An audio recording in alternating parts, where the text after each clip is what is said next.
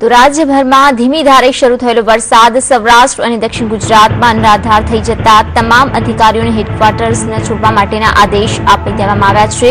સૌરાષ્ટ્રની વાત કરીએ તો પોરબંદર જિલ્લાના વડાળા ગામે 2 કલાકમાં 8 ઇંચ વરસાદ ખાબક્યો છે। તો રાજકોટ જિલ્લામાં પણ પાનોલી ખાતે પણ વરસાદ વરસ્યો છે, તેમજ ગોંડલમાં સૌથી વધારે 6 ઇંચ વરસાદ નોંધાયો છે। ગીર સોમનાથ જિલ્લાના જંગલ વિસ્તારમાં 1 થી 7 ઇંચ વરસાદ પડ્યો છે, જ્યારે કે રાજકોટમાં 1 થી 6 ઇંચ, જામનગર દ્વારકામાં 1 થી 4 ઇંચ અને જૂનાગઢ જિલ્લામાં 1 થી 4 ઇંચ વરસાદ નોંધાયો છે। તો અમરેલી જિલ્લામાં 1 થી 3 ઇંચ સુધીનો વરસાદ પડ્યો છે।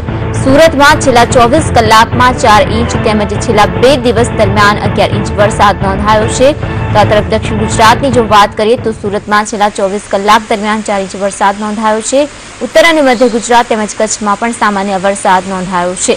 એટલે કે રાજ્યભરમાં અમુક જિલ્લાઓમાં ધીમી ધારે મેઘમહેર વરસતા ખેડૂતોમાં પણ ખુશીની લાગણી ફેલાઈ ગઈ છે।